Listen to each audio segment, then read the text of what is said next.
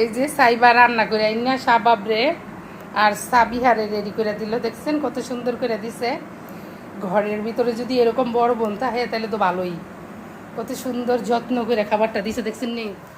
আমিও তো পারি না এরকম যত্ন করে দিতে। সালাদ দিছে আর ওই যে পোলাও রান্না করছে আর এদিকে মুরগি রান্না করছে। কি সুন্দর করে রান্না করে। হ্যাঁ, তোমার বোনে কি করছে দেখছো নি শাবাব? কি সুন্দর করে রান্না করে বড় বোন থাকলে যাওয়ায় রান্না করে একদম সামনে এনে দিছে।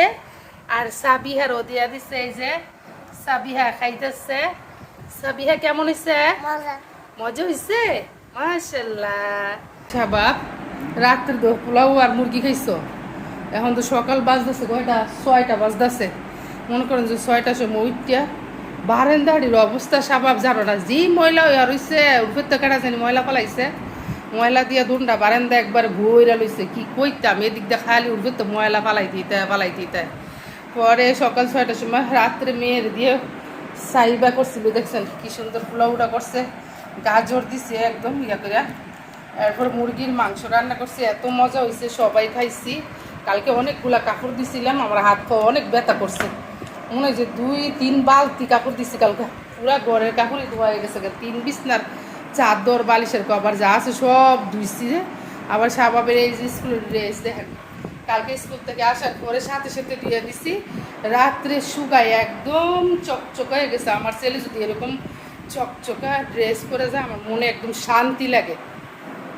ঠিক আছে, রাত্রে মনে করেন যে ধুয়ে দিছি কালকে আর রাত্রে শুকায় দিছে। এই যে সকালবেলা পরে এখন স্কুলে যাইব, কত ভাল লাগে।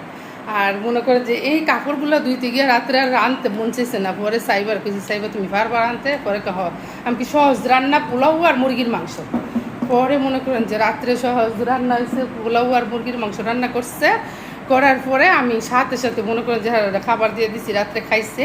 আর অল্প একটু রয়ে গেছে। আমার আল্লাহ বাঁচাইছে যে আজকে সকাল 6টার সময় উঠটা 2টা বারান্দা একদম চকচকা করে গ্রিল সহ মুইসা থুইয়াইছি।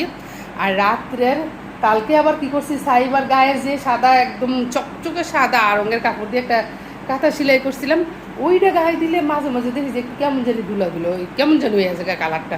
কালার সাদা যদি একদম চকচকে সাদা না থাকে আমার কাছে ভালো লাগে না। পরে ওই মুঠো ওই কাঁথাটা এটা ধুইছি আর কতগুলো কাপড় দিচ্ছি। কাঁথাটা আবার বারান্দা দিয়েছি শুকাইতো, একটু হালকা একটু ভিজা রয়েছে।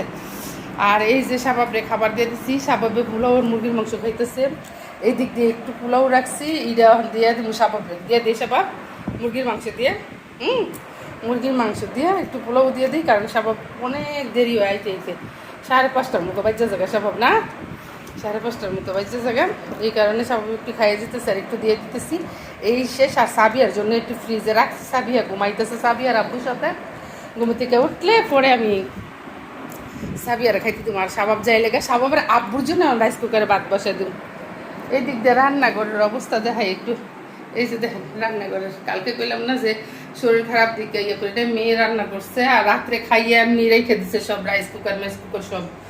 দেখছেন এই অবস্থা আছে। অল্প একটু মাংস আছে। এই যে দেখেন রাত্রে খাওয়ার পরে অল্প একটু মাংস আছে, এটা আমি জাল দিয়ে একবার পোড়া করে রাত্রেও জাল দিয়ে রাখছি, এখন আবার জাল দিলাম। এখন শাবাবের পুরা থেকে কয়েক পিস মাংস দিয়ে দিব। আর যেহেতু অফিসে ভাত নেই, কয়েক পিস মাংস দিয়ে আর অন্য একটা কিছু করতে হবো। রাইস কুকারে একটু গরম ভাত বসাই দিব। রাইস কুকারটা ভালো করে ক্লিন করে এই দিক দিয়ে সব কিছু এখন ক্লিন করবো। কইরা সাইরা রাইস কুকারে একটু ভাত বসামো। আর শাবাবরে তো এনতে 2 পিস মাংস দিয়ে দিই। শাবাব দিয়ে দিই, হ্যাঁ শাবাবরে দিয়ে সাইরা এরপর পুরা বাসা ক্লিন করবো। ওই যে দেখেন তয়লা রেখে রাখছি, দেখছেন না? এটা কিন্তু ভিজা তয়লা 2 বারান্দা পরিষ্কার করে এই জায়গায় রাখছি। শাবাবে যাইবো, শাবাবের আব্বুরে ভাত রান্না করে খাওয়াইয়া এরপর আবার বক্সে বইরা দিয়ে এরপরে পুরা বাসা ক্লিন করব। আজকে নিচের ক্লিনটা করবো, পুরা ফ্লোর। আর কালকে যেহেতু কাপড়গুলো ধুয়ে রাখছি, আগায় রাখছি, আজকে মনে করেন যে সকাল সকাল যুদ্ধ হইব আমার ঘরের ভিতরে। টাইলসগুলো একদম চকচকে করে ফেলবো।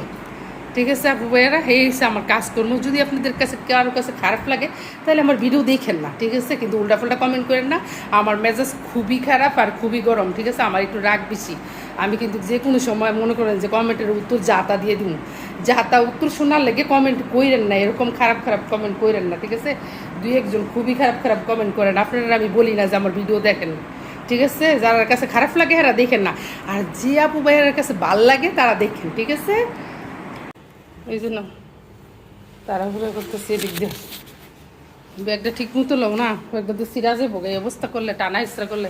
আর এটা মনে হচ্ছে কয়েক মন বাড়ি টাকা নিছো না? কই আমার হাত, ও একটা কাজ করে তো দারুণ হইলো, ডিম শেষ, ডিম দিয়ে দিত। হ্যাঁ কই আঙ্কেল একটু ডিমটা দিয়ে টাকাটা দিয়ে দিও। হ্যাঁ আচ্ছা ডিম লাগবে। শাবাব তো চলে গেলো, সাথে সাথে আমি ভাতটা বসাই দিছি, কারণ গরম গরম ভাত শাবাবের আব্বু খাইয়ে আবার অফিসে যাবো, একটু নিয়ে যাবো। সাইবা সাবিহা শাবাবের আব্বু ঘুমাইতেছে, শাবাব তো স্কুলে চলে গেছে।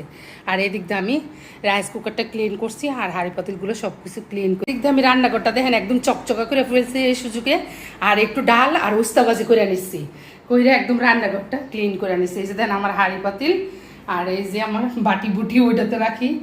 এই যে আমার অবস্থা, আমি ঝুলাই রাখলে আমার একদমই পছন্দ না। রান্নাঘর থাকবো একদম পার্কের মতো গুছানো, ঠিক আছে?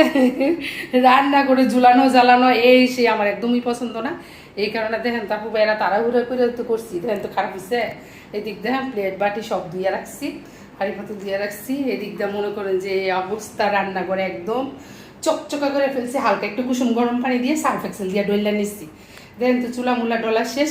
এখন এই যে ডিম আইনা দিয়ে গেল মাত্র, এখন আমি কয়েকটা ডিম সিদ্ধ বসাই দিই। সাবি হ্যাঁ খাইব, সাইবা খাইব, আর এসে সাইবার আব্বুয়ে অফিসে নিয়ে যাবো, উস্তাবাজি দিব, আর এসে একটু মুরগির মাংস দিব, আর 2 পিস সিদ্ধ ডিম দিয়ে দিব, ঠিক আছে? আজকে ডিম ছিল না ফ্রিজে, আমার মনেই নেই, বাজার তো আমিই করি কিন্তু ভুল লাগেছিলাম। এখন ডিম সিদ্ধটা বসাই দিই, ঠিক আছে? আপু ভাইয়ারা আজকের ভিডিওটা কীরকম লাগলো সবাই ভালো মন্দরা আমার জানাইবেন কমেন্ট করে, ঠিক আছে? সবাই ভালো থাকবেন, সাবধানে থাকবেন, আর সুস্থ থাকবেন। আল্লাহ হাফিজ।